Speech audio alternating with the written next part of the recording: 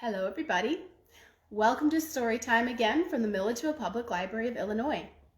The story we have for you today comes from Scotland, and it is about a very brave young woman named Janet Mackenzie and how she saved a young man named Tam Lin. Once, long ago, there was a castle in Scotland, and it was called Carterhaugh. Now, Carterhaugh had once been a very beautiful place, but now it was very run down. The towers were crumbling, the gardens were filled with brambles and weeds, and no one went there, for everyone knew that Carterhaugh belonged to the fairies, to the fair folk. And everyone warned their children, do not go to Carterhaugh. It is the land of the fair folk, and they will carry you off. Do not go there. Now, of course, some young men, every once in a while, would dare another to go to Carterhaugh, and he would go and he would leave some small trinket behind just to prove that he had been there. But most avoided the place and would not go near it. In the village nearby, there was a young woman. Her name was Janet Mackenzie, and her father happened to be the clan laird, or the lord. He was in charge of their clan. And Janet knew, because she had been told in all of the tales that were told late on winter evenings, that Carterhaugh had once belonged to her family and to the Mackenzie clan. And Janet, well, she was a brave young woman, and she was not afraid of anything. And so she decided that she was going to take back Carterhaugh. And when she was old enough, she would go and she would take Carterhaugh back from the fairy folk. Well, it did not matter how much her father told her that it was all right. They didn't need Carterhaugh.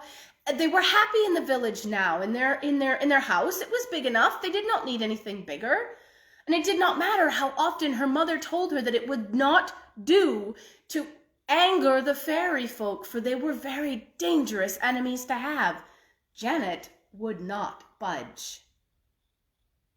Well, as the years went by, she continued to tell people when they would say something about Carterhaugh that her father's fathers had lived there and that she was going to take it back someday. Well, eventually the day came that her parents had been excited for and yet dreading. It was the day when Janet turned 16. And on that day, Janet was able to claim her inheritance. And so her mother kept her busy for most of the day, getting ready for the grand party they were going to have that evening in the hall. And her father kept her busy as often as he could. When her mother couldn't, he was keeping her busy getting ready for the grand party. For they did not want Janet to slip away and go to Carterhaugh. They were afraid that she would never come back. Well, finally Janet was told to go and get dressed for the party. And so she went up to her room and she brushed out her red gold hair and she twisted it into a braid down her back. And she dressed herself in her new green gown, as green as a young willow. And she got ready to go to the ball, to the party. But before she went to the party, Janet turned away and slipped down the back staircase and out the door and down the road and across the fields, and she went to Carterhaugh. Now, by the time Janet got there, it was quite dark, and the only light that she could see by was the moon, which was nearly full. Well, when she arrived at Carterhaugh, she looked around, for she had never really been there before. And she could see that some of the towers were crumbling and that the walls were a little beat up and they would need some work, and that the gardens were full of brambles and they were going to need to be cleaned up too. And while she was looking at the gardens, she spotted the only piece of color in the entire place, aside from, of course, herself. And it was one single perfect red rose growing on a bush just near the gate. Janet went over to look at it, and she decided she knew what she was going to do. She decided that she was going to make her decision and her call now. And so she called out as loud as she could, "I am Janet Mackenzie, and this land and this house belonged to my father's father's fathers, and I take it back now and claim it as my inheritance. This house was stolen from my family by the fairy folk, and I take it back now. I leave this here, my pledge, and as token of my promise to return, I take this rose." And she reached out, and despite the fact that the thorns pricked her fingers and made them bleed, she broke off the rose and took it in her hand. Well, just as soon as she did that, the wind began to blow quite strongly, and the moon went behind a cloud and it became very dark. And after a couple of moments, the wind stopped blowing, and the moon came out from behind its cloud. And suddenly Janet saw, standing in front of her where there had been no one standing before, a young man, very handsome, and dressed as though he were going to a wedding, with a great kilt around his waist and up over his shoulder, and pinned to the velvet jacket over his silken shirt. He had silver knife, a skien-dhu, in his sock, and a silver sporran, which is a sort of a pocket, on his belt. And Janet looked at him rather surprised. And the young man said, "Who is it that plucks the rose and calls me from the land of the ever fair?" And Janet laughed, and she said, "There is no land of the ever fair. We all eventually grow old and die." And the young man looked at Janet and he said, "I once thought as you do. But then one day as I rode my horse off to visit my friend, the Laird Mackenzie, my horse stumbled and I fell off and I hit my head. And as I lay there senseless on the ground, the fairy queen came by and she saw me. And she liked me and she took me with her back into the hill and to the home of the ever fair. And there I have been for such a long time. There is a land of the ever fair." "Well, such a long time," said Janet. "It cannot have been that long. What, I am 16 today, and you do not look that much older than I." "Ah, but I am 10 times 16 years old," said the man. And Janet said, "Really? Well, I am Janet Mackenzie. What is your name?" And he said, "Well, my name is Tam Lin." And then Janet shivered with a little bit of a fear. For Tam Lin was the name of a young man who had gone missing when her father's father's father had been a child. And Tam Lin looked about him and he said, "I remember when this castle was beautiful and tall, and it stood strong, and the gardens were the most beautiful thing in the entire area." And Janet said, "Well, you shall see it become that way again, for today I have come into my inheritance, and I am taking back Carter Hall from the fairy folk, and I'm going to make it beautiful again." Tam Lin shook his head and he said, "Alas, that I shall never see." She said, "Well, why not?" And he said, "Well, you see, I am not going to live beyond tomorrow." "Not live beyond tomorrow? I thought you said the ever fair never died." "Yes, that is true. But in order to get that, they must pay a tinde to hell. And every Hallows Eve, every Halloween, the fairy folk ride, the unseelie court rides, past Selkirk Down and to the Miles Cross and the Holy Well, and just beyond there is a place. Every 7 years, they sacrifice one of their human captives there. And for 7 times 7 years, I have not been the sacrifice, for the queen loved me well. But now she loves another, and tomorrow night I am to be that sacrifice." "Can you not run away?" said Janet, for she did not wish to see this young man be killed. And he said, "No, alas, I cannot." Can you not tell them that you will not be their sacrifice?" "Alas, I cannot." "Well, is there no one to help save you?" "No, I fear that there is not," said Tam Lin, "for you see, only my human, earthly, true love could save me, and everyone who has loved me is gone." "Well, then I shall have to save you," said Janet, "for I would not see you die." And Tam Lin looked at her, and he said, "Do you mean that truly, Janet Mackenzie?" She said, "Well, yes, of course. It might be frightening." "I do not care. I am not afraid." And so Tam Lin took her in his arms, and he told her how she could save him. And then before she left, he kissed her twice, once on the lips and once on the forehead. And Janet went home with the rose in her hand. And when she arrived home, she slipped into the party. And her parents did not ask her where she had gone, even though her father saw the scratches on her arms and her hands, and her mother saw the rose in her hand. They did not ask her. They did not want to know.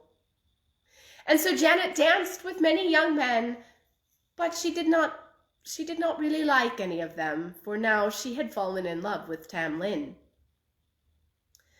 And so the party ended, and everyone went to sleep. And the next morning, Janet slept a little later than usual, and meanwhile her maids were trying to figure out how on earth she had gotten all those burrs in her skirts when all she'd been doing was dancing in the hall all night. Well, when Janet woke up, she went out into the garden, and she dug up some dirt, some earth from her garden, and she put it into her leather pouch that she wore as a pocket. And then she went into the village, and she went to the priest in the church, and she asked him for a bottle of holy water, just a small one. But she got a bottle of holy water, and she put it into her pocket, and she went home. And that night, as it began to grow dark, Janet dressed herself carefully in a green and brown dress and skirts, and she wrapped around her the mantle that she had, the cloak that was as green as the grass. She made certain that the earth was in her pocket and the bottle of holy water was in her pocket. And then she slipped out the back door and down, past the town, to the Miles Cross and the Holy Well, and she hid herself right behind the well, and she got comfortable because she knew she was going to have a long wait ahead of her. Well, the night drew on, and the mist began to rise. And just before it got to be midnight, Janet heard the bells begin to chime in the church, and she sat up and she watched and she listened as carefully as she could, remembering all that Tam Lin had told her to do. And then, just as the last stroke of midnight rang out, she thought she heard bells. And then as she watched, the mist opened as if it was a gate.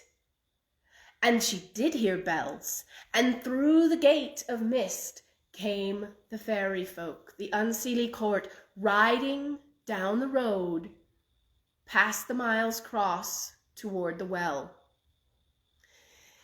There were many horses and many beautiful people. And although they were very beautifully dressed, Janet noticed that their faces were rather cold.